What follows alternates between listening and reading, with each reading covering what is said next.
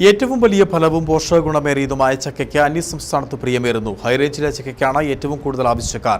March മാസത്തോടെ വിളഞ്ഞു തുടങ്ങിയ ചക്ക ഹൈറേഞ്ചിലെ ഗ്രാമങ്ങളിൽ നിന്ന് വൻതോതിലാണ് അതിർത്തി കടക്കുന്നത്.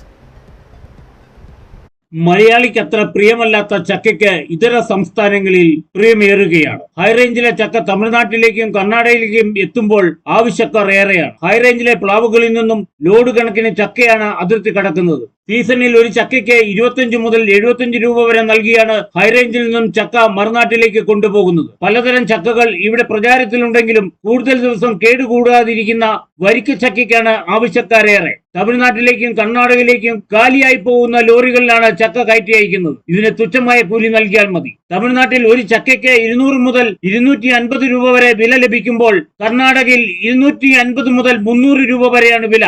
കോയമ്പത്തൂരിൽ ഒരു ഡസൻ ചക്കപ്പഴത്തിന് 50 മുതൽ 70 രൂപ വരെ വില ഈടാക്കുമ്പോൾ പൊള്ളാച്ചിയിൽ 1 കിലോ ചക്കപ്പഴത്തിന് 90 മുതൽ 110 രൂപ വരെ നൽകണം. ചക്കയുടെ ചക്കമടൽ, ചക്കക്കുരു, കുരുവിന്റെ മേൽപ്പാട, ചകിണി ഇവ മറുനാട്ടുകാർ നമ്മെ പോലെ കളയാറില്ല. ഇവ ഉപയോഗിച്ചുണ്ടാക്കിയ പലഹാരങ്ങളും ഇവിടെങ്ങളിൽ ജനപ്രിയം തന്നെ.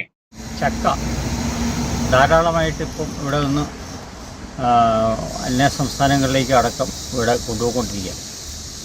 ചക്കയെ സംബന്ധിച്ച് കഴിഞ്ഞ വർഷത്തെ അപേക്ഷിച്ച് ചക്ക കുറവാണ്. നിലവിൽ ലാവുകളൊക്കെ ഒത്തിരി വ്യക്തമായിട്ട് ചക്ക ഇവിടുന്ന് അത് കയറ്റിക്കൊണ്ട് പോകുക.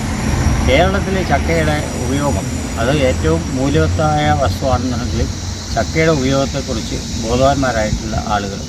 ഈ വർഷം പൊതുവെ ചക്ക കുറവാണ്. കാലാവസ്ഥാ വ്യതിയാനം കൊണ്ട് ചക്ക വിളഞ്ഞതും താമസിച്ചാണ്. എന്നാൽ സീസണായത് ചില പ്ലാവുകൾ അറിഞ്ഞ മട്ടുപോലുമില്ല. ചില പ്ലാവുകളിൽ ചക്ക വേര് മുതൽ ഉണ്ടായിട്ടുമുണ്ട്. ചക്കയുടെ ഗുണം മലയാളികളെക്കാൾ തിരിച്ചറിഞ്ഞിരിക്കുന്നത് മറ്റു സംസ്ഥാനക്കാരാണ്. ഇവിടെ വെറുതെ കളയുന്നതും വിൽക്കുന്നതുമായ ചക്ക മൂല്യവർദ്ധിത ഉൽപ്പന്നമാക്കിയാൽ മികച്ച വരുമാനവും നേടാൻ കഴിയും. ഇത് കഴിച്ചാൽ പല രോഗങ്ങളിൽ നിന്നും മുക്തി നേടാനും കഴിയുമെന്നിരിക്കെ മലയാളി ഇതിനെ അവഗണിക്കുകയാണ്. KK Jayakumar, Idukki vision news, Upputhara.